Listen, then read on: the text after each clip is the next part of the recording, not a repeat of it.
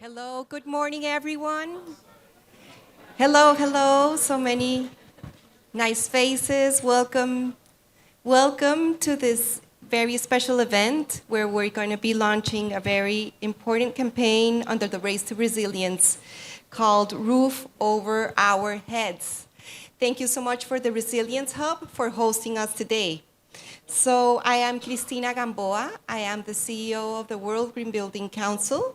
And I want to introduce the artist, Johan Chakravarti, who will be drawing from abroad what we say, and he will present at the end. What does he hear about what we have here to share?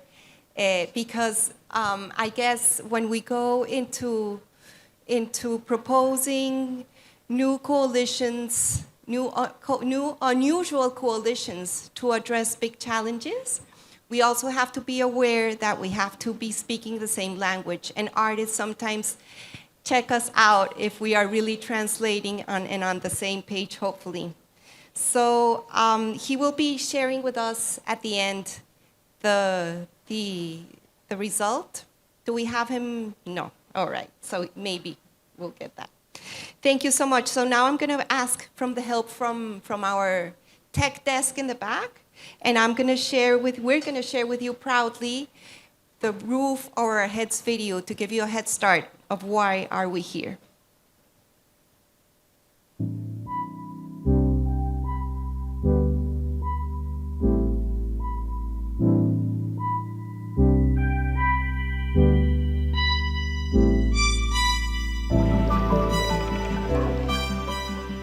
For the roofing, so in our house like this, you use the aluminium because we know that we are poor and the poor people have to sit in is there. ते पत्रे 7-8 वर्ष जायचे किंवा 10 वर्ष जायचे. पण जर हलक्यातले पत्रे जर वापरले तर मग ते पत्रे आणि वासे ते दोन्ही बदलायला लागायचे. आणि जर चांगल्या क्वालिटीचे पत्रे असेल तर फक्त वासे बदलायला लागायचे. लाकडं जे असतात ना, सर्वात त्रास कोणत्या सीझन मध्ये व्हायचा? उन्हात खूप तापायचं आणि पावसाळ्यामध्ये गळायचं. वरती प्लास्टिक टाकायचं. प्लास्टिक दरवर्षी बदली करायला लागतं. आणि उन्हामध्ये निरगुडीची झाडं लावायचो आम्ही साईडनी, तर मग थोडीशी जरा वाढली ती सावली यायची. आणि त्याचा खर्च किती यायचा? 500-600 रुपये कधी यायचा, कधी 1000 रुपये यायचा. जसं कुणाचं घर मोठं असेल छोटं असेल तसं स्क्वेअर 10 घ्यायची. Before this cement sheet, they used to use all Bangalore tiles. In Dharavi or in Chita camp, they had all Mangalore tiles. Now slum mostly they use in the cement sheet only, mostly 10 by 15, like 700,000 rupees one sheet. झोपडपट्ट्यांमध्ये भरपूर प्रमाणामध्ये लोकांनी आपली घरं स्वतः family वाढल्यामुळे बांधून घेतलेली. जास्ती करून एकतर लोड बेरिंग आणि स्लॅब हेच लोकांनी पट्ट्यांमध्ये पत्रा हा खूप कमी प्रमाणात. But how are the tin roofs withstanding winds? Where it is where we are supposed to do the roofing well, we just do short term so that a person can enter. So we are not serious of what we are doing. Maybe we have to take more measures so that we can see that are we doing it properly? Because for us, we just say, okay, we are giving you 10 iron sheets for roofing, then we go. Then it's up to that person to how she's going to put the roofing. Others, they've got plastics over their as roofing. Others use this grass roofing. Anything which is available. We want local municipalities, state and national governments, and global normative institutions to acknowledge that this is a more efficient route to provide good quality housing options, considering that in the past 5 decades, all Millennium Development Goals, SDGs, have not been able to achieve much in this space. Unlike in the past, where norms, standards, material development, financing was designed top down, we will build these solutions around the needs and aspirations of poor women's networks, which we will bring to this table through the social movements of Shack Dwellers International, of the Huairou Commission, and of the Global Alliance of Waste Pickers, all of whom represent movements that are community-driven and women-centered, and that seek to produce solutions that communities can drive.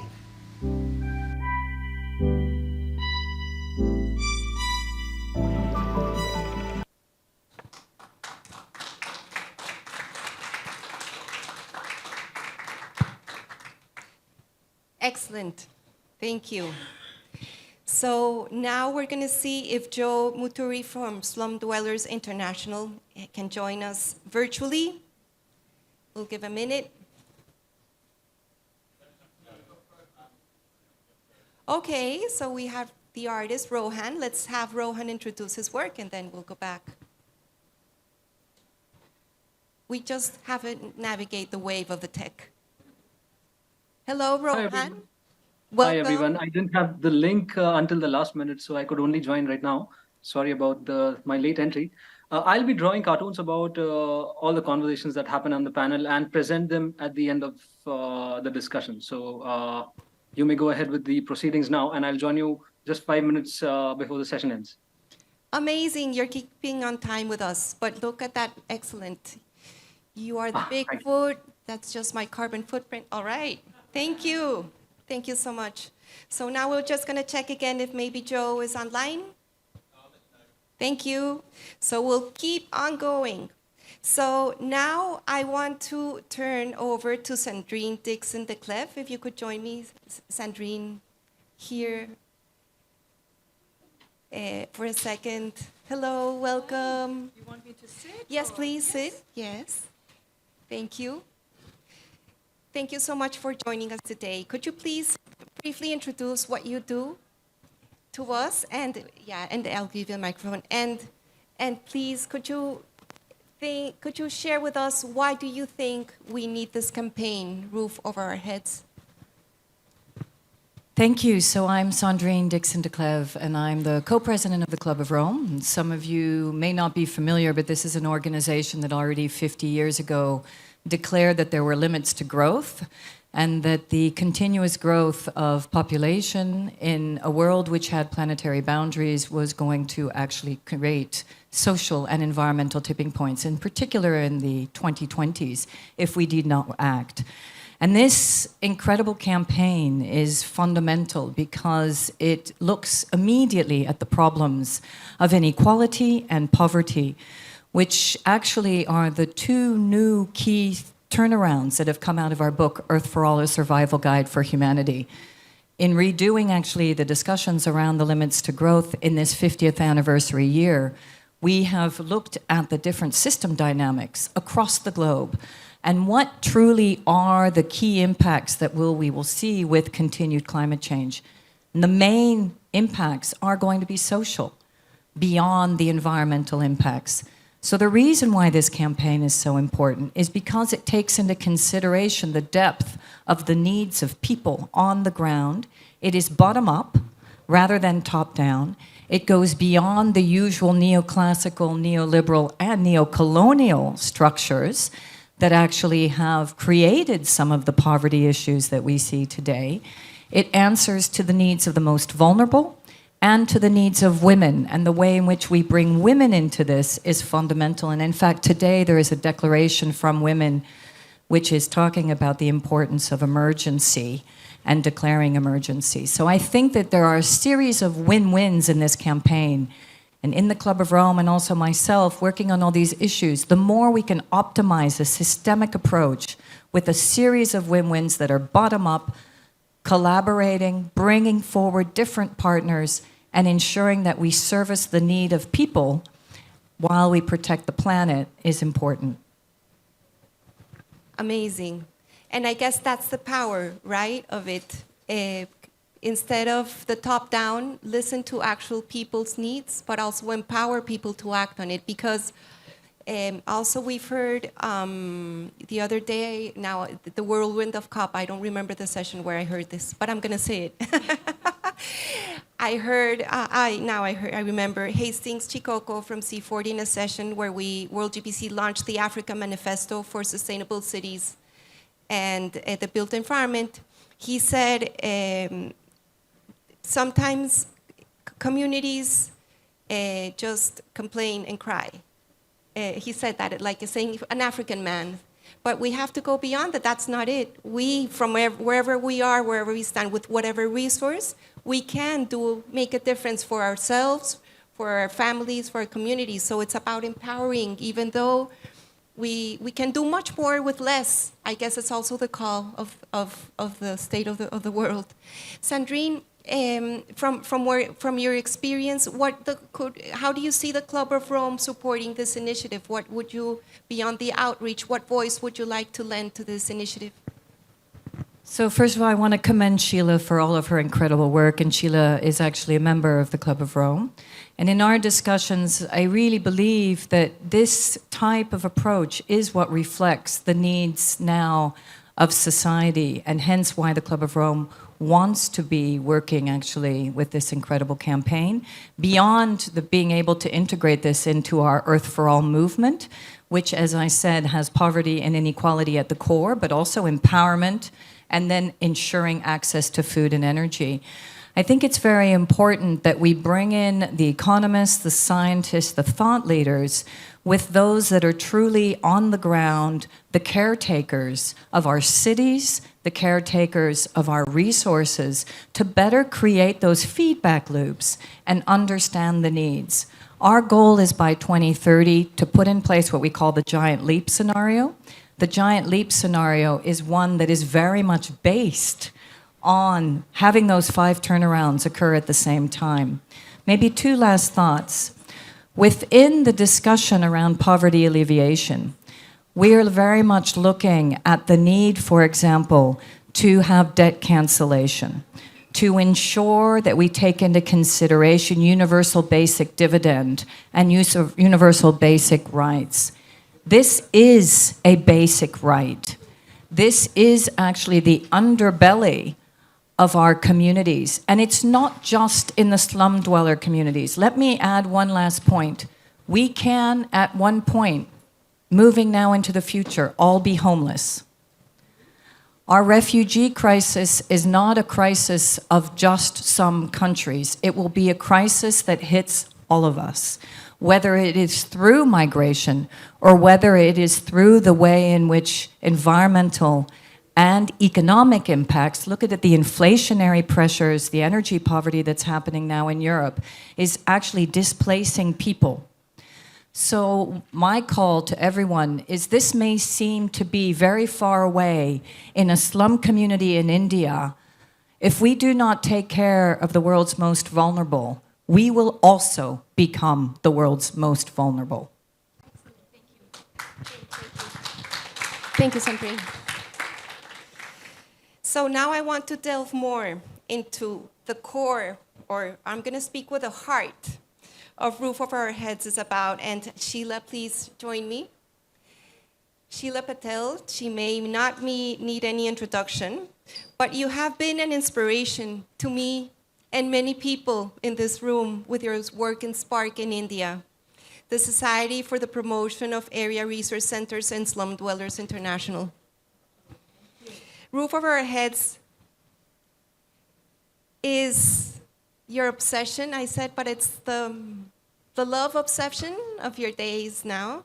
So could you please tell us more about the initiative and what it will do? So first of all, thank you so much for honoring us by your presence today and the support that you have all provided me to have the courage to do something as amazing as this. My work for the last 40 years has been to explore how all of us who care about issues of informality, of poverty, of inequality, not just treat them who face those things as beneficiaries or consumers, but serious players in the transformation of their own lives. And for the last 30, 40 years, we've looked at ways to provide voice, agency, and choice. This is what we say. Voice, to be able to say exactly what's happening to them, what they can do themselves, and what they want others to do. Agency, to design, construct, formulate solutions in which they know what they can do and they can know what they can ask others for help. And the whole idea is to become equals in a very unequal world. So we have Slum Dwellers and Shack Dwellers International, which is in 33 countries and 200 cities. We have our sister movements, the Vairo Commission and the Global Waste Pickers Network, and now many more, like Build Change and others who have joined us, who work directly on a day-to-day basis with poor informal communities. And we hope that our ability to take their ongoing struggles for their habitat, when seen through the climate lens, which is what we say this attempt is, to look at new technologies, new material, new financing, and new systems of warning, of science that can help them make better choices, not only with the resources they have, but feel entitled to demand things from their cities, their countries, and this global constituency that cares about climate. So we say this is a campaign to make a lot of noise. Big applause, please. Thank you, Sheila. It's great to hear about the uniqueness of Roof Over Our Heads, but the uniqueness of the smile you bring to our hearts and in the inspiration. I know we will be connecting people here to make this fly and land. So we'll hear more from you later, but now I would like to invite two people at the front line to join us and share what they're looking for from Roof Over Our Heads. So first is Silire Luca. Silire, please. Hello, Silire. He is the director at the Center for Community Organization and Development, CCODE in Malawi. And I would like to, and I will also be joined, but if you would like to join us now, Teresa. Teresa Carampatana. She is the president of the Homeless People's Federation of Philippines.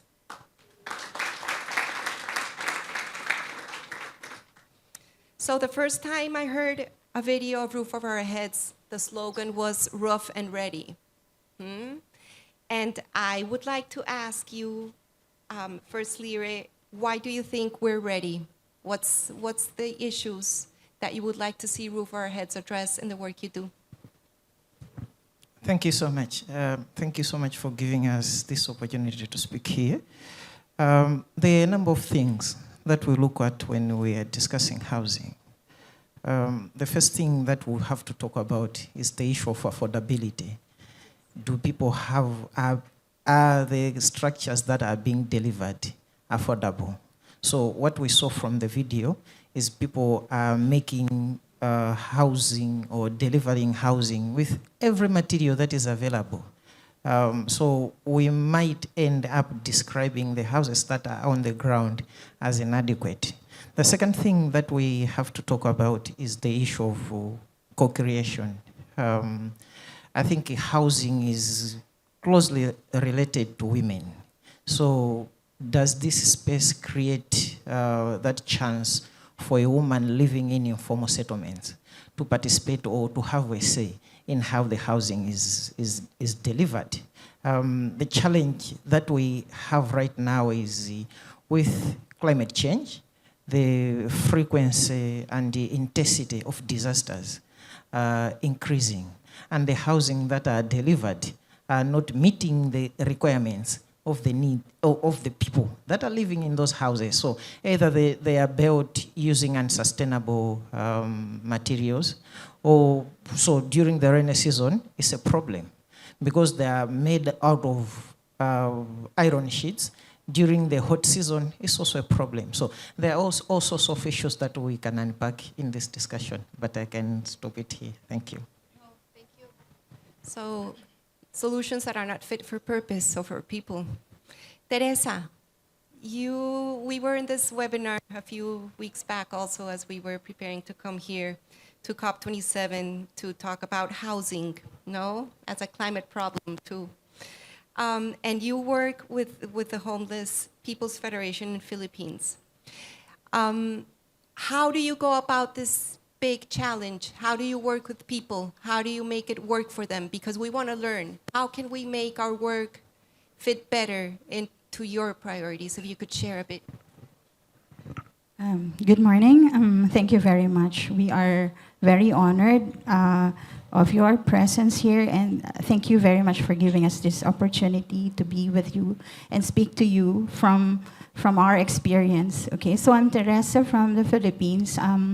We are part of the Slum Dwellers International. Our organization is 106 communities along from Manila, Cebu, Davao, all over the Philippines. Mostly these communities are living in informal settlements in the river embankments, along seacoast, under the bridge, under transmission lines, those dangerous places. So you can just imagine the weather impacts that it's happening to these communities during the typhoon season. We are visited by 20, mostly typhoons every year, and that 5 of those typhoons are really very strong that can blow up the roofs of our houses, destroy our crops, kills our livestock. So basically, food becomes scarce. But you see, we are not here to complain.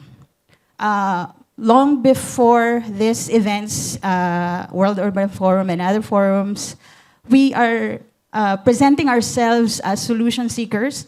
We are presenting ourselves as developers of innovations on the ground that people can do, that people understand and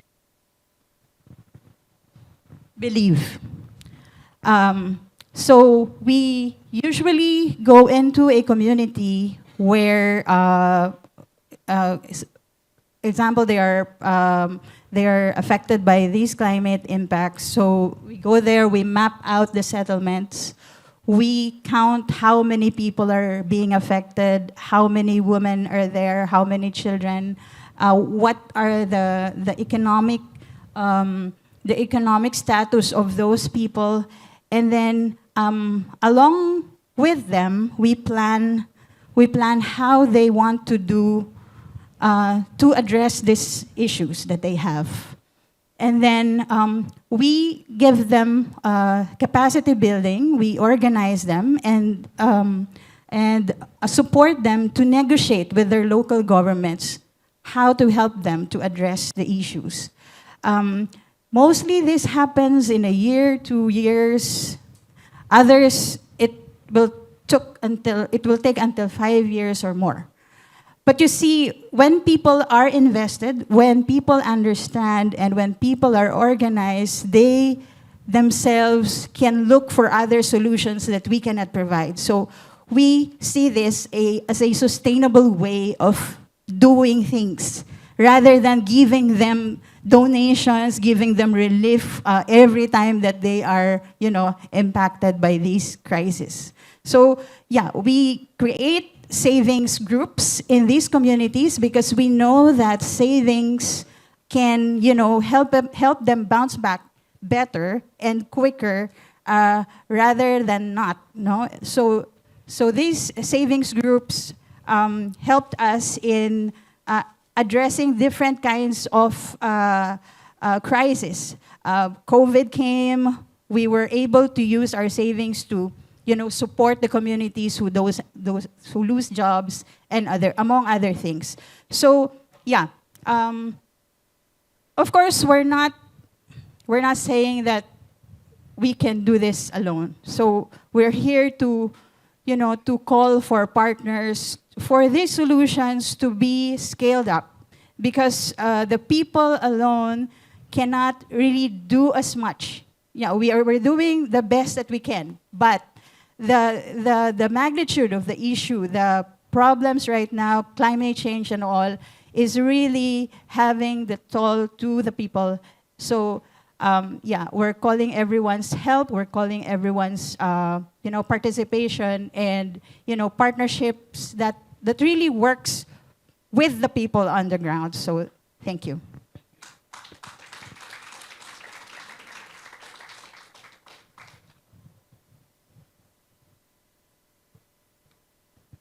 I'm being creative. Thank you so much. I just wanted to share also, I come from Colombia, from South America. And this problem of informal settlements has been brewing for decades. Decades. So when we hear that cities are growing, that migration is going to continue, that cities are going to continue to grow, there has been an inadequate policy response from many governments around the world. It has to do with informal job markets too. It has to be about the quality of national development policies. So as countries embark in the green energy transition into sustainable development, the underlying conditions should improve. That's the ideal. That there's others ways to define prosperity, and that these beautiful countries that are so biodiverse in nature actually get a chance to also grow and also grow in terms of that prosperity for citizens. And what we're hearing also is that prosperity has dignity. It's not our own lens of prosperity and what we think cities look like. So I think it's about how those communities define themselves, how they see themselves, what is culturally defines their happiness, and us helping them be good quality, of course. And we say, right, we want low carbon green. What is that in this space? So I think we have to come from a lens of empowering those bottom up that can act on it, but because national governments still have not figured this out. And the stats are that today, 1 billion people around the world live in informal settlements. And if we do nothing, 2 billion people will be by 2050 in informal settlements. So for us, the people or me or I that sit in an NGO very comfortably in London, how do we shift this conversation in terms of how do we actually get communities to have a prosperous life that, of course, doesn't cost us there's not going to be enough natural resources in the world to deliver on those cities if we don't change the paradigm. And since national governments have not been able to address this huge migration in an adequate way, with scaling up the solutions of affordable housing in the proper form or in the housing market, in the normal housing market, well, let's help in the informal way, but it doesn't mean that it can't be legal. We have to work for it to be secure, to be healthy in terms of air quality, have water, have running water, have safe water, because if kids can't read, can't study in those homes, that's an education problem, they're stuck in poverty, and if women cannot have proper and happy homes, we will not have the societies we think are going to deliver whatever green future there is. It's a matter of scale, so it's a huge scale. But what we're saying here is, okay, we haven't been at that scale, we haven't up to the challenge, why don't we flip it? Why aren't we better at working with people that actually are acting on it? So now I've locked my script with that speech, I'm gonna ask a little help to see what's next. Thank you.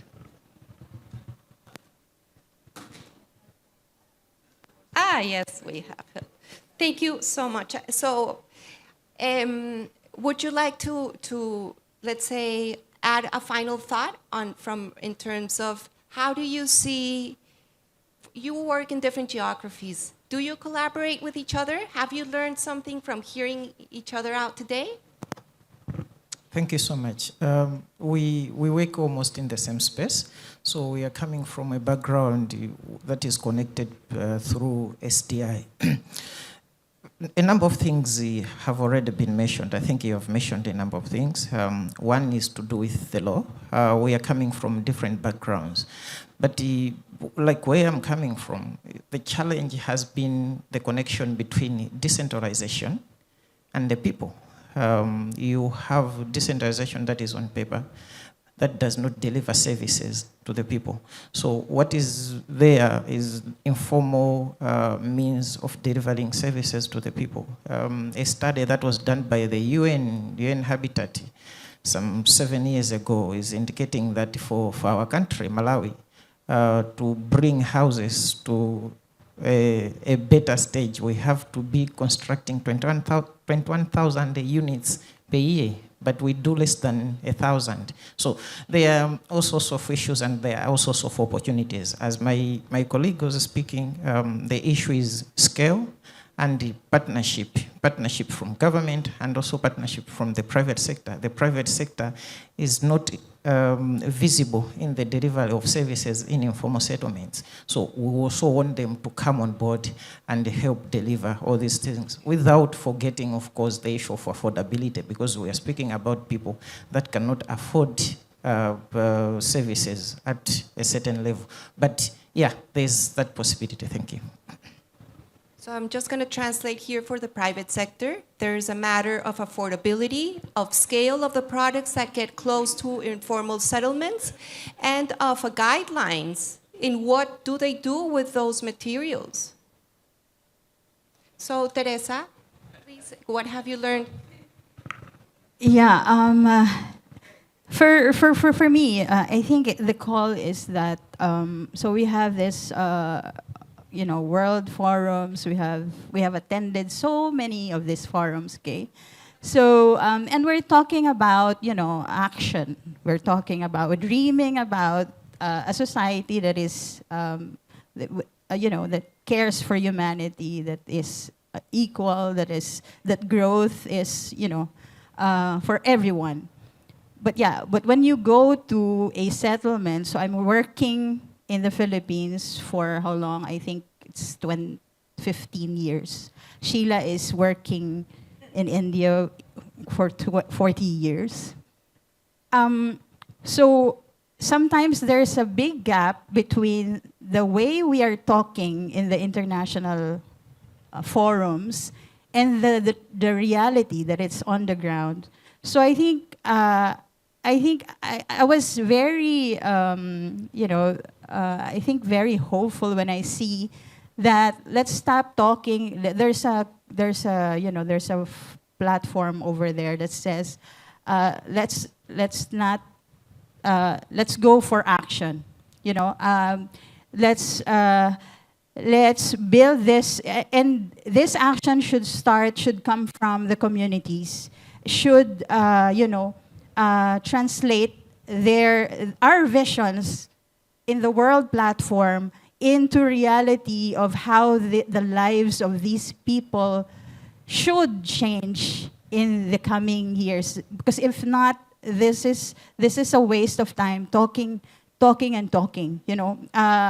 We'll have to really do a more drastic kind of action that should go to the communities. The impact should go to the communities. Thank you. Thank you. Thank you so much. All right. Thank you for having joined us. And now it's my pleasure to ask Nigel Topping, the high-level climate champion for COP26, to join me here in the front. He has worked this year to put resilience at the front of the climate agenda for COP28. So Nigel, what does roof over our head? Why does it matter to you? Well, I'm feeling all emotional here because, and I was just reflecting, Annie, it's all your fault. Because WRI asked me and Sheila to act on an advisory board about 5 years ago. And, we all get to sit on lots of advisory boards and everyone was being very supportive of the initiative, and Sheila just came in with dropped a bombshell and said, just so you all know, I'm only here if we take informality seriously. And everyone else kind of go, Oh, okay. And Sheila, with her powerful smile, put the case very clearly. We can't talk about urban transitions if we don't talk about what Zeliria and Teresa have just been talking about. If we don't take the voice of informal communities seriously, and I can almost visualize in my mind that I wrote in my notebook, "End of slums 2030." Like we have to really up the scale. And but I'm also emotional. I walk into this room. There's many of my kind of climate heroes in the room. Christina's one, absolutely. Mary, Sheila, Sandrine, dear friend, all women. Mary, I don't know if you remember in Glasgow. I was in the back of a cab with Gonzalo, the Chilean champion of COP25, and Gonzalito. Oh, Gonzalo. Oh no, I'm going to get really emotional now. It's like a reunion. Anyway, we were in the back of the car with our dear friend Cristiana Figueres, and I think it was towards the end, and she sent, I think, an email to a few of people saying that Gonzalo and Nigel done a good job, and Mary, quick as a flash, sent an email back saying, "Yes, not bad for two men." So it's always that's high praise from Mary. But one thing, and Teresa has really, and Zeliria have highlighted this. A couple of things I reflect on. Like it's interesting, Christina, that you talked about the need to translate what Zeliria was saying for the private sector, and this is a task. This task of translation is something we've all got to take much more seriously. I was just in a session, Mary, that session we were in, and Connor from the UNFCCC was talking to mayors and CEOs about the Coronivia program and SBs, and I'm like, no, they don't. It's not. It's a secret code that negotiators know, and we all have our secret codes, right? So I think one of the beautiful things about Roof Over Our Heads is we're going to be translating so that we learn enough of each other's languages that we can work together. Sheila, I'm so excited you've got this off the ground, and that your cheeky but driving grin has been a big part of what's brought us all together. Two things. I stepped down from my role as champion in 4 days. Gonzalo knows how hard that is. But I absolutely commit to you that I'll continue to be a champion for this project because it's very dear to my heart. Also, and again, I think Teresa really highlighted that. One thing you said when you and Salim and Emma Howard-Boyd ganged up on me and Gonzalo to make sure we didn't just have a race to zero, we also had a race to resilience. And look what it's led to. Like this hub and the Children and Youth Hub next door is the energetic epicenter of the COP. Right, it's very exciting, and I think let's work to grow that. Also, a little thing. I don't know who made the decision just to knock the wall down between the two pavilions. All pavilions are little individual kind of boxes. Why don't we create much more of a village where you can walk? You don't have to go out and in. You can just walk through like a souk. It's lovely, and that's partly what contributes to the energy. All over the place on my script. One other thing, Sheila said we did a lot of work with help from McKinsey on how we measure impact. Race to Resilience, our objective is to put lives and livelihoods at the center of all the work to really, from the beginning we said we should really focus on the most vulnerable communities, that slum dwellers, smallholder farmers and coastal dwellers. And Tracy, you're talking about slum dwellers on the coast, so that it's like the sort of double extra vulnerable. So we did, I think, some quite good work on metrics, and Maria and Marcia and the team are working with the 34 partners to make sure that we're actually bringing some rigor to reporting on improving. But Sheila said to me, "This is really good, Nigel, but the only way you'll really know if you're having an impact is if the poor women of the world tell you it's making a difference." That's really, Teresa, your point, right? So that's the front line, right? So if you have a fancy metric, but no one's noticed it on the front line, then the metric's wrong. I also think this sense that there is, the fact that there is deep injustice, there's climate injustice, economic injustice, gender injustice at the heart of this program, but injustice doesn't have to be met just with passive victimhood. In fact, the very opposite is met with resilience, collaboration, resourcefulness, innovation, and yes, a request for some solidarity, which I think you described really beautifully. And I think that, for me, one of the most encouraging things in this whole movement that we're a part of is that more self-assured, confident voice from those on the receiving end of climate injustice is being raised up. When we went to Africa for the Climate Week, Africa Climate was very, very strong. Right? And in fact, the minister from the Dominican Republic who was there said, although we are victims, we will not lead with our victimhood. We will lead with our urgency, our resourcefulness, all those things. I think there's something really powerful there. So look, I'm really thrilled that we're launching this. We need a lot more partners to come on board, public, private, cities, regions, governments, businesses, and let's commit to getting to COP28 with a lot more partners and a lot of evidence of action on the ground already and a lot more to come. And with that, I think I'll hand back to you. Thank you so much. Thank you, Nigel. Thank you. Thank you so much. Now I would like to turn to Mary Robinson. Thank you. If you could join me here.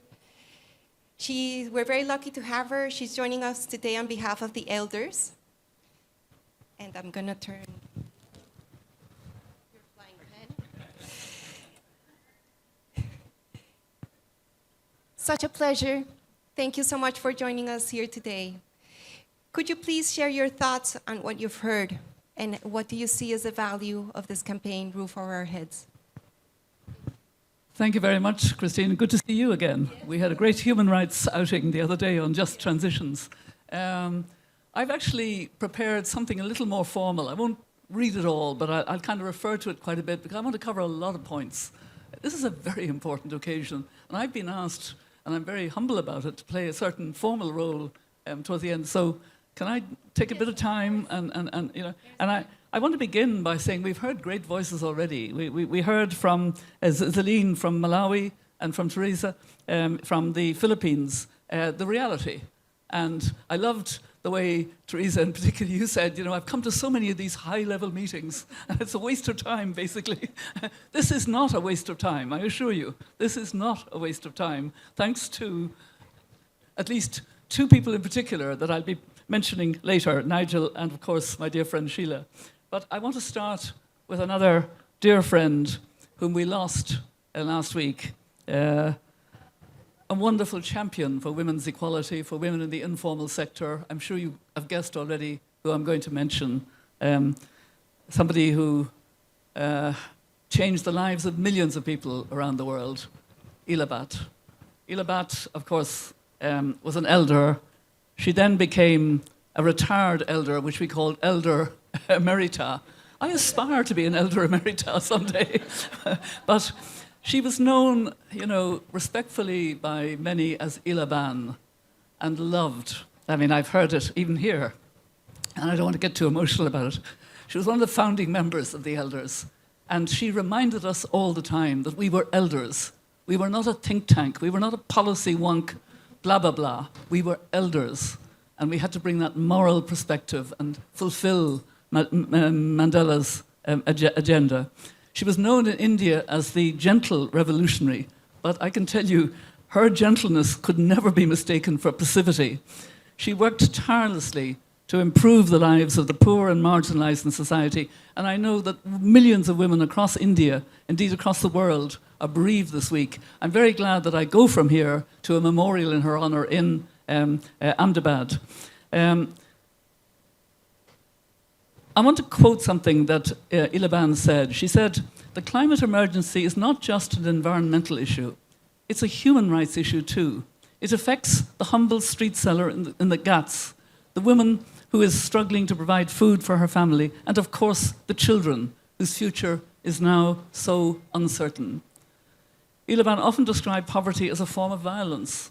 She acknowledged not only the injustice of poverty, but the intersectionality of the issues that trap people in poverty. In her gentle but compelling way, Ela Ban fought throughout her life to bring visibility to the women and girls who were marginalized, stigmatized, or ignored by society. And I think of Ela Ban today as we recognize how unfair it is that people living in informal settlements, especially women and children, bear the brunt of the worst impacts of the climate crisis. there's still much work to be done to carry on the fight for women's rights and dignity, especially in the midst of tackling the awful impacts of the climate crisis. And in carrying forward Elaban's legacy, I encourage us all to stay passionate, committed, and focused. And as her life's work with the Self-Employed Women's Association, SEWA, well demonstrated, when people come together with passion for change, great change can happen. And we need more passionate people. So now I want to talk about two passionate people who are responsible for why we're here today. I'll begin with Nigel. We've known each other for quite a long time, Nigel, well before the UK chose you as their champion before Glasgow. And I have actually, in a wonderful way, seen you grow personally. That's a lovely thing to be able to say about somebody, especially a man.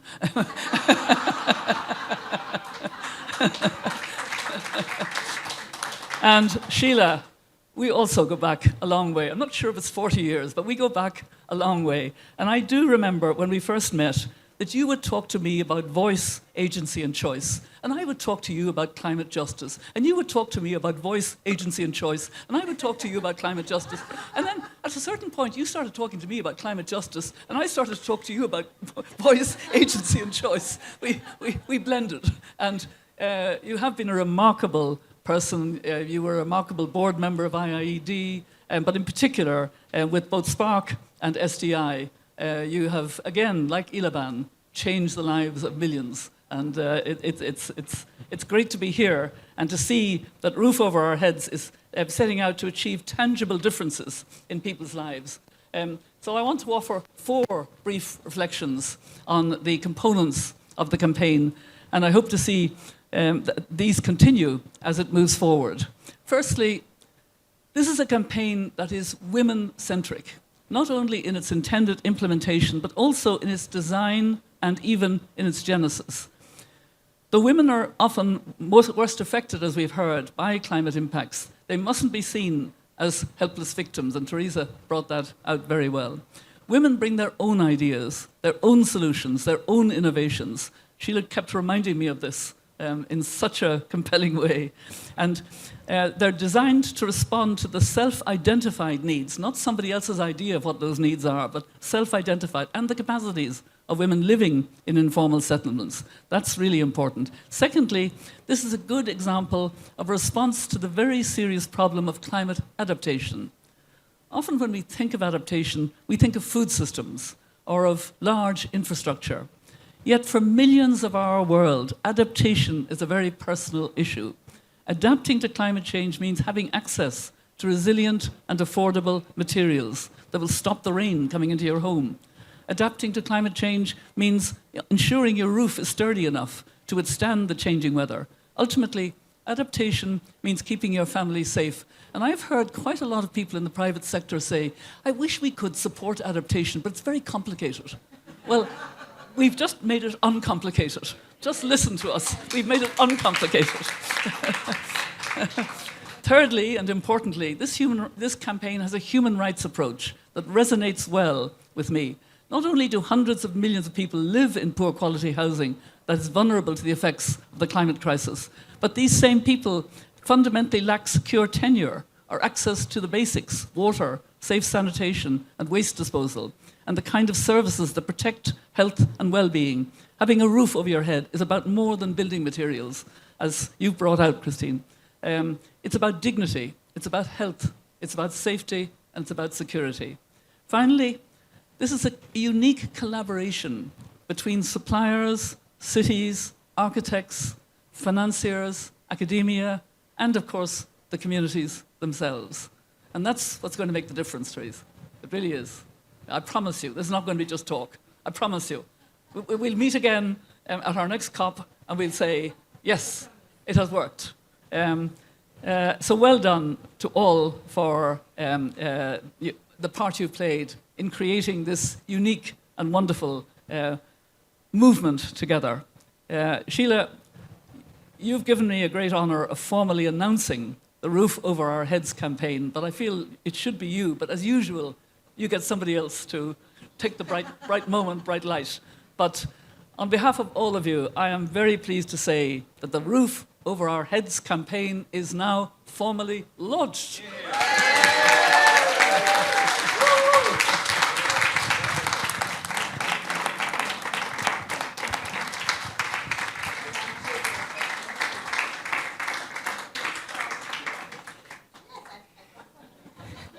I've been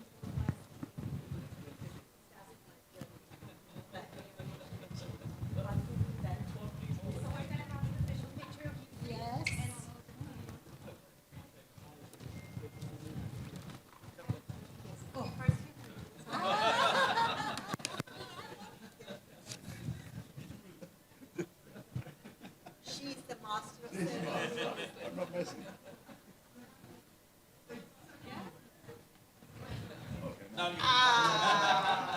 We have to get her permission.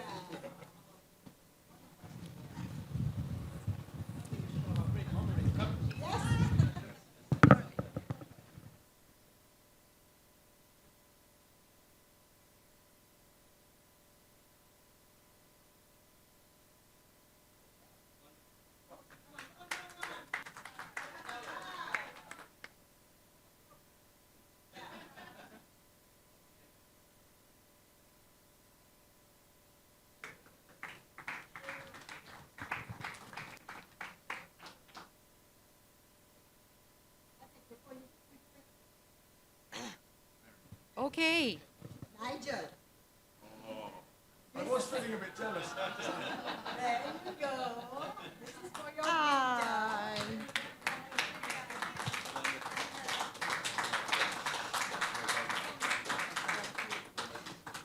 Okay, Mary, thank you so much. Thank you, Nigel. I know you've got to run. Thank you. Sorry, everybody. Thank you.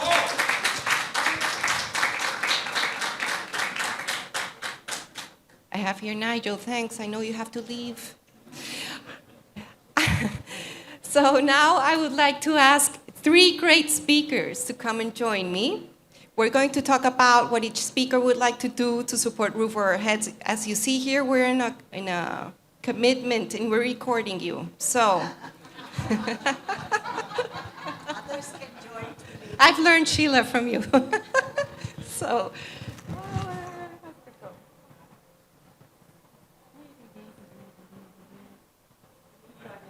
Nigel went. Here I go. Okay. So the 3 speakers are. There's no 3 speakers here. Who are they?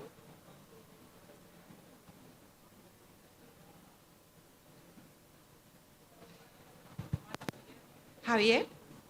One is Javier for sure. I know. Thank you. Oh, thank you. Magali, I know is the other one. It's like pop-up quiz. And? Robert from Arab. Thank you. Please sit down. Yeah. So as you see, my script is not that great, so I'm going to ask to each one of you introduce yourselves because I. So basically, we're in this segment. We have a few minutes to ask you what do you think of what you've heard, reflect, right? But basically, what do you think your organizations would like to contribute to the efforts we have describing today? So maybe I'll start with Javier. Juan? Juan Caballero. Yes, hello. Thank you for having us. I'm Juan Caballero, VP of Programs for Build Change. We are a social innovator, originally based in the US, but have been working in places like Latin America, the Caribbean, Asia, for almost 20 years. And we are good friends, yes. I don't think we have started to come to these kinds of forums until maybe 15 years of field on-the-ground work and experience. So that's probably what we can bring to this initiative. And I'm excited to see this happen. It is important to have many sectors here and many people who have experience in this space. Hopefully some of them to bring resources and some to bring technical expertise and experience. I think that's what we are bringing. There is a lot to do. It's not getting better, so let's not feel great. I hope this is not wasted time, as my colleague here said before. In almost 18 years of Build Change work in resilience of housing and homeowner-driven approach, where we put the homeowner or the person who lives in the house in the front seat to make the decisions about the design options, about the materials, about what they want. Sometimes, especially fancy architects, think that this might look good for your house. This such and such sustainable material or new innovation might be great, but it's not necessarily what people want. As you rightly said, as it was said here before, it's not that hard. It's not that hard. Already most of the people and forever have built their homes themselves.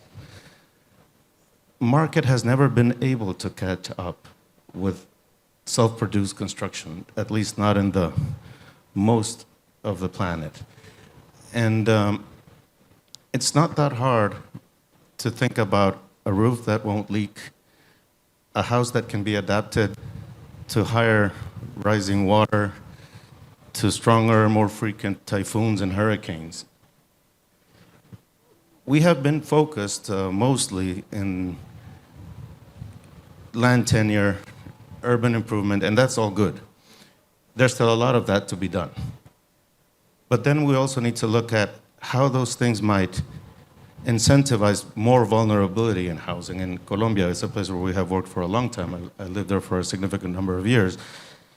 And I'll use it as an example to close my remarks. Colombia is a pioneer in informal neighborhood improvement in Latin America. They've gone a long way in many cities to bring better roads, better services to urban, formal, previously informal communities and land tenure. These communities 30 years ago were made up of CGI iron tin houses that were really bad, but were not dangerous from a seismic or earthquake point of view. After 25 years of neighborhood improvement without technical assistance for homeowners to improve their housing, these houses have a worse quality of life than they did before because the interior is now 4 stories of really dangerously built masonry without proper ventilation, without proper sanitation, with much more high-density occupancy than before. So a lot of even worse urban poverty and very high seismic risk because of the poor use of materials without technical assistance. So in terms of materials, and with that I promise I will pass it on to somebody else, because I have Magali here, my friend from Holcim. One of the things we have found is that most people want a masonry concrete house because that gives them a sense of safety. Most people do not use it well. Cement companies in Colombia, in Honduras, my country, and in many places where we've been, sell up to 60 or 70% of their product on a one-by-one basis in informal neighborhoods. That's the main client. So cement companies definitely have a lot to do with us to improve how that material gets used. And it's something people want. And as was said here, it's not that hard. We don't have to make it that complicated. Thank you.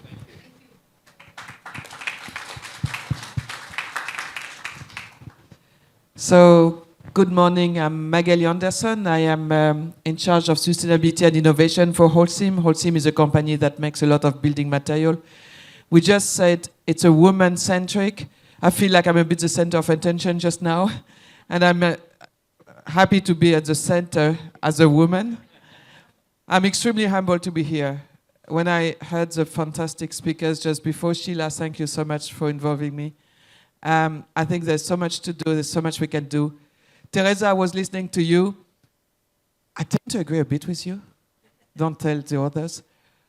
And so I went to visit Teresa in Philippines after meeting Sheila, or meeting virtually Sheila, and was such a highlight of my visit there.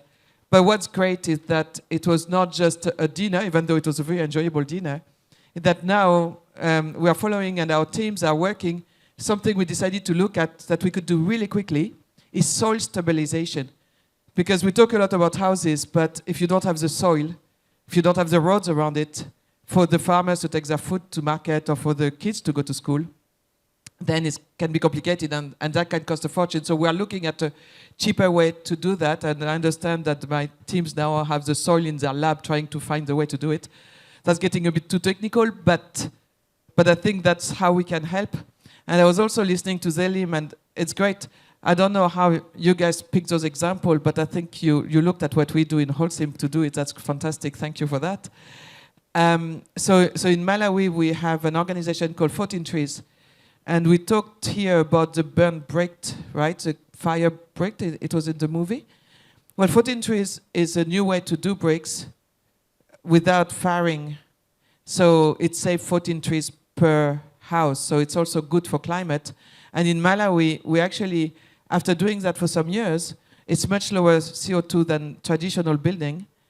We actually decided to go on a complete innovation step forward where we bought a 3D printer and we printed a school there. So my understanding, of course, Zelim would know that much better than I do, but there is a big shortage of schools in Malawi, and we could close that gap for the 3D printing.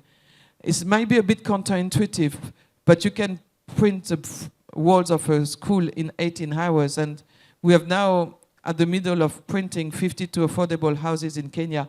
So I think, I mean, at least as Holcim, we are really listening to that call for the building material companies to step in, as Juan Carlos just mentioned, how we can also help on the resilience.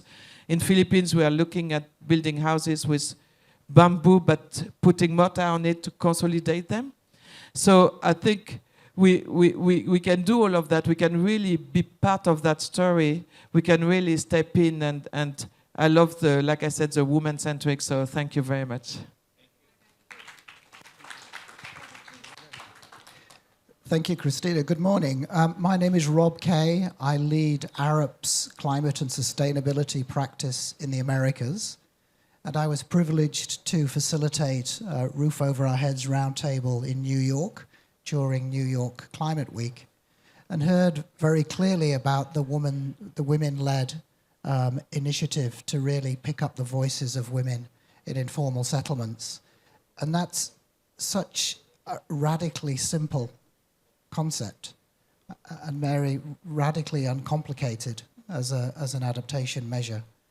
A little bit about Arup. We're a collective of 17,000 engineers, designers, and advisors around the world dedicated to shape a better world.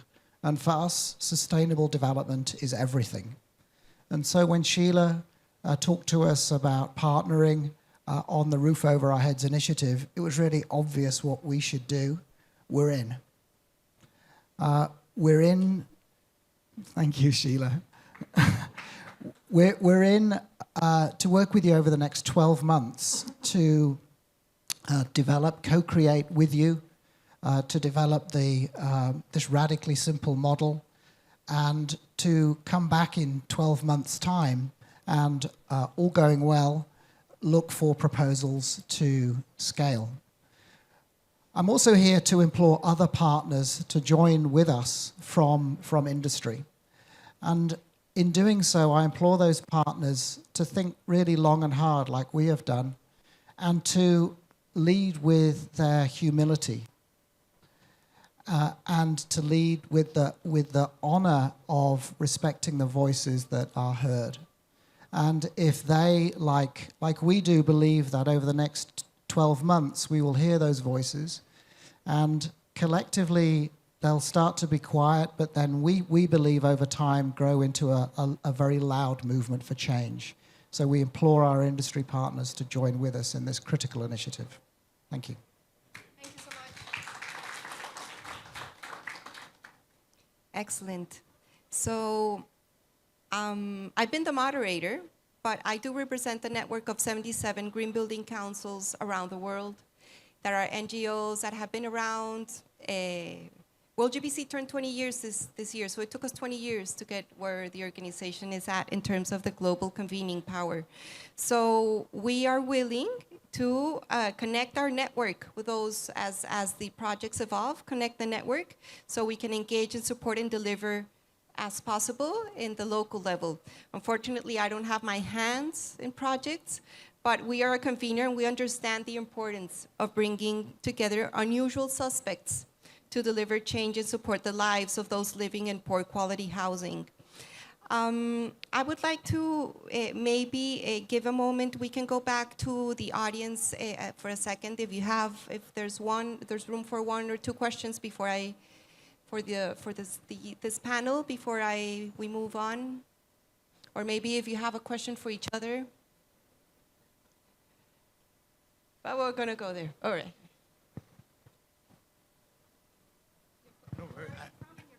Okay, my name is Loy. I'm from India. I live in Egypt, and some of you know me.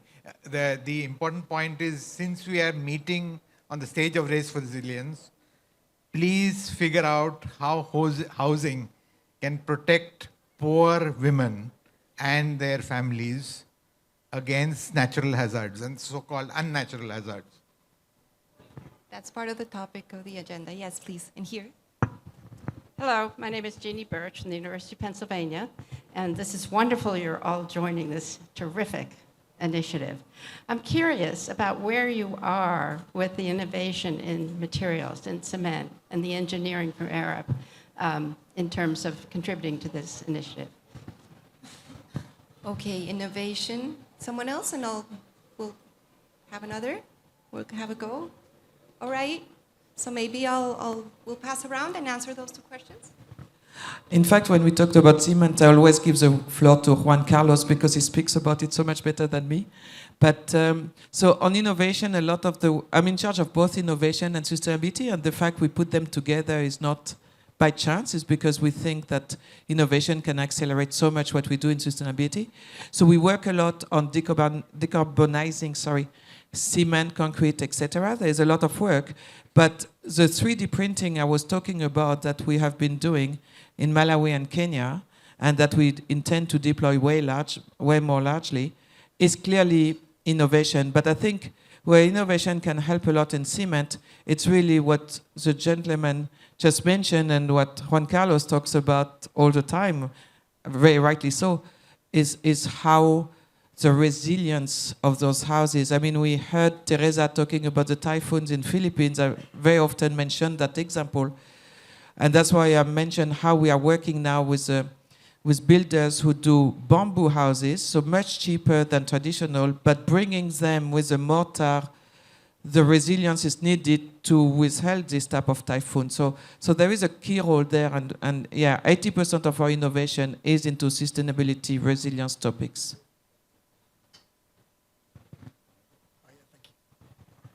Thank you.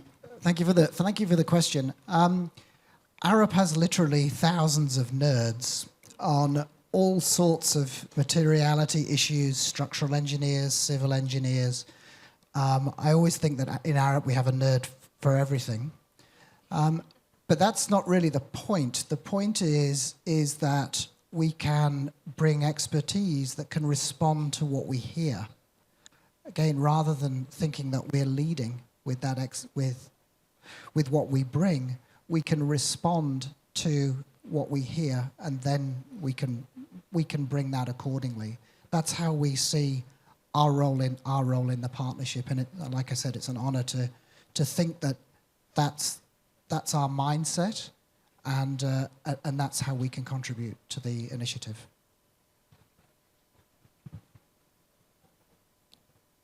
Over the years I've been working on this, I've seen many innovations like bamboo cement, less carbon blocks, plastic recycled blocks, and things like that. The trick is getting those to scale and having people actually believe in them. And as I said, it all starts at home. And many of those have worked, many of those do not. Scale is an issue. I think our main innovation is bringing all of that knowledge and making it easy and accessible for people if they so want to choose that. And working with whatever system people are used to building out of wherever we work. We've been in places like Nepal where people in rural parts of the country build out of stone and mud, and places like Colombia where they love their masonry, and others where they do timber and other things. So all of those systems can be made safe and resilient to disasters and very livable, as long as people decide to do so and have the required help and resources to make it so. So I don't know if we answered your question, but Yes, and that gives more clarity also to all of us here on what are the interventions we're actually talking about, from the big figures to the actual projects. So join me in a big round of applause for these three contributors. Thank you so much. And we're heading into the final segment of the session, and we have someone teed up. He's ready to go. Please join me in here. We're going to speak with Salim Hook. Someone left their stuff. Hello, Salim. Hi. Could you please introduce yourself to the audience and reflect also, as Mary did. What have you heard here? And what do you think this issue of putting local people at the center of action, what does it mean to you from the work you do?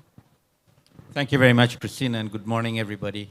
It's a great pleasure for me to be here. Well, the answer to your question about local people is that's what I work on for the last 30 years in the climate change space. But I'd like to just share an anecdote about this initiative that has come about that we are celebrating and launching here today. It started before COP26 in Glasgow, and I must credit Nigel and Gonzalo, the two high-level champions at that time, to think of the Race to Resilience, the Resilience Hub, which we started in Glasgow, and we are now continuing here. And Sheila and I were part of that planning, and both of us said it has to be more than a talk shop. We just cannot come together, hear nice stories, talk to each other, have a feel-good feeling, and go home, and don't do anything more until we come back again to another talk shop a year later. So Sheila took the initiative, and I, in a humble way, supported her to make this happen. This Roofs Over Our Head initiative came from her mind, talking to all the possible partners, and we are very, very pleased to see them gather here today and promise to take action. And I'm very certain that we will now be able to move it forward in a real way that affects real people on the ground, people like the people that Teresa represents in the Philippines and all over the world, particularly in my country, Bangladesh. We'll be working together there as well. If we can't deliver something for them, then all of this meeting and talk really is genuinely worthless. I don't believe it is. I believe we have a purpose here, but it's up to us to realize that purpose and do something with what we talk about here. And that, I think, this is a testimony of the fact that Sheila, and I'm a humble supporter of Sheila in this. She's very much her idea. Well, I introduced her to climate, so I helped her, as with Mary, I remember many years ago, explaining how the climate issue overlaps with what they are interested in, human rights, working with slum dwellers, and showing that there is a synergy. And I think this is what we are now seeing, that synergy can be brought out and taken forward, and that's a win-win for all of us. Thank you. So I saw you a few days ago. I came up to you. You didn't know me. And I told you there was one person I wanted to meet at this COP, and it was you. I did. I literally. And then I end up sitting here moderating this session. I cannot believe it. He's been at every COP. Every one of them. And if you follow him on Twitter, you'll learn everything that's happening, even before the negotiations happen. He's all over it. But with that, we're not, yes, it is a moment. We come to COP, we connect. It is exciting, it is exhausting. It is the sense of possibility, of distress, of hurt, of possibility. But I think what you're saying is, it's about following up. It is about, if we are showing with the right purpose and the right heart and following up, whatever we can contribute can make wonders. I know Sheila was saying you're her guru. You are an inspiration for many of us, and we really acknowledge your work here. It's been amazing. You've been the true climate champion for many decades. Some parting thoughts on the scale of informal settlements in the climate agenda. We talk about the race to resilience, race to zero. Those numbers of informal settlements are huge. And the crisis and the floods in Bangladesh are relentless. How do we continue to improve the quality of the conversations in terms of showing up and making things happen? How do you feel in today's, how the conversation is going on today and the possibilities? Well, I'm both sad and heartened. Sad that we have not been able to take the actions that we promised, we knew we had to do, we promised we'd do them, and we haven't done them collectively, globally. And unfortunately, this being the 27th Conference of Parties, and you're quite right, I've been to all 27 of them, we have now entered into a new era of what I call the era of loss and damage. So this is COP1 of a new era of losses and damages due to human-induced climate change happening as we speak. And really that is an unfortunate situation. On the other hand, the heartening part is the knowledge of this issue is now very well understood all over the world.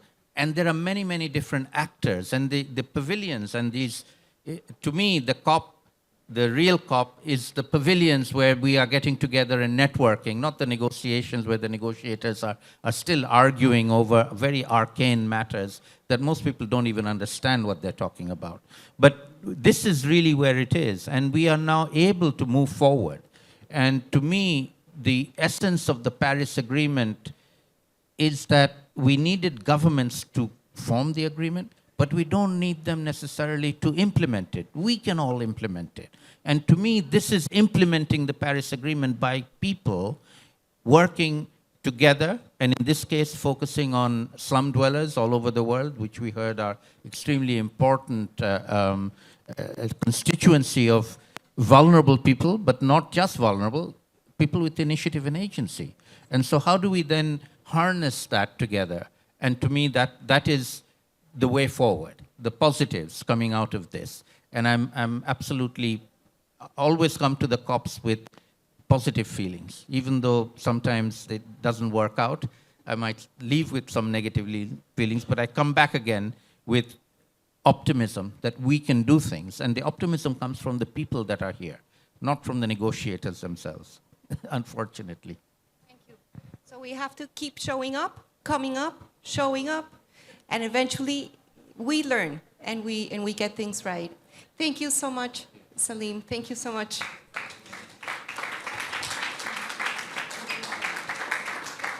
Do we have, yes? Okay, amazing. So I'm now going to ask, yes? Since Mary launched, I've got some Indian sweets. And you're going to Oh yes, we'll give prasad. Yeah, okay, in a second. So we have Rohan Chakravarti, the artist, if you remember him, talking about our footprint. He's back. Hello, Mr. Bigfoot. Oh sorry. Rohan, That's a nice nickname. I'll take that. What have you heard? What do you have for us? Firstly, congratulations to RU4 Heads for the formal launch. I have to say that I've been attending various sessions at the CopRes Hub, and this one particularly had a sense of humor about itself. So thanks, everyone. Thanks for the speakers for giving me the right inputs for the cartoons coming up from this session. I'll just share my screen so you can view them. Here's the first one. I'll just read out the captions for the sake of clarity. Sorry, what demands? Government data says that you're all invisible. A slightly negative one. I'll get to the positive ones in a bit. Nothing personal, just that eviction is a lot easier than incorporating all your demands into urban planning.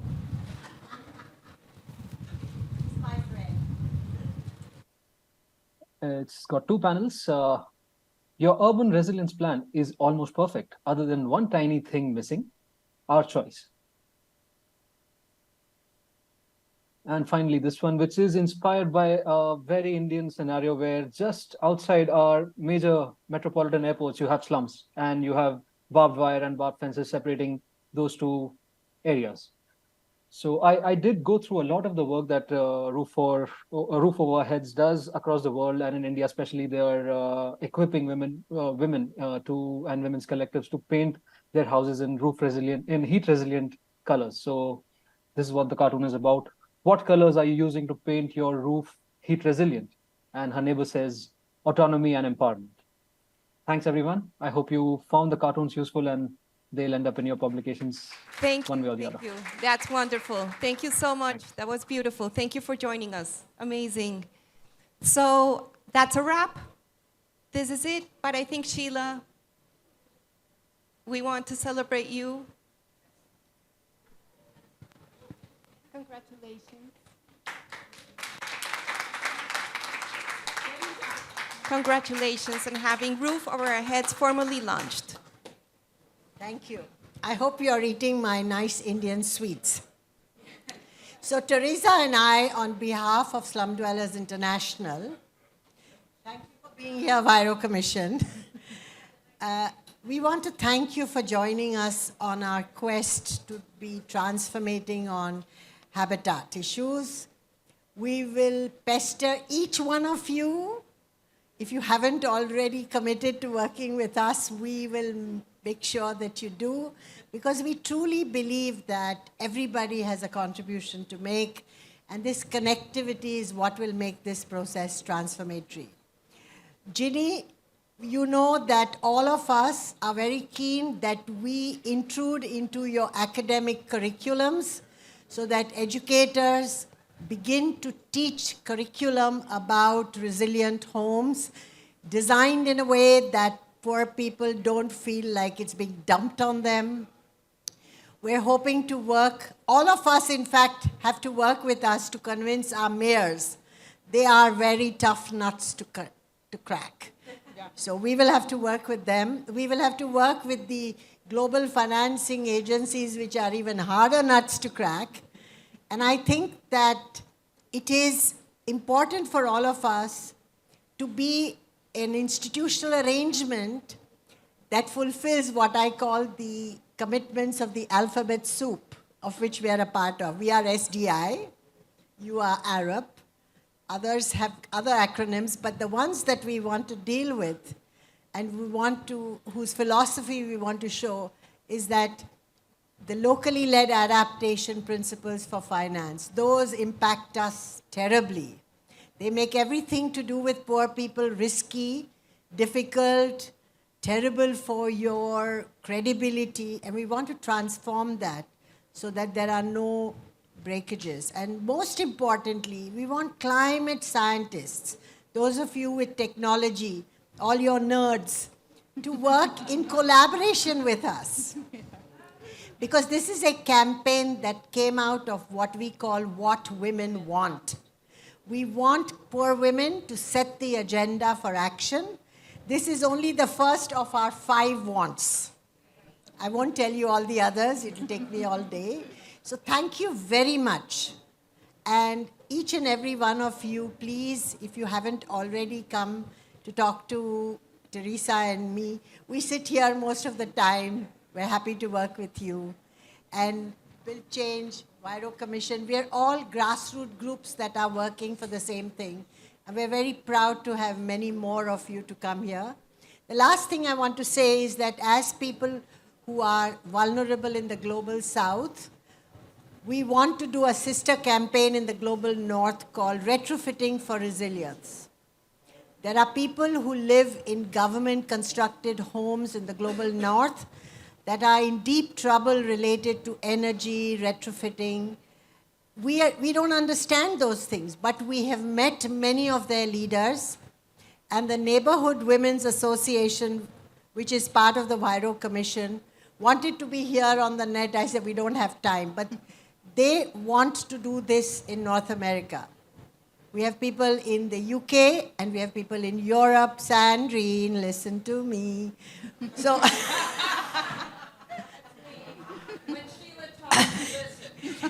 So the idea is to encourage others to do other things that matter to poor women. So thank you very much.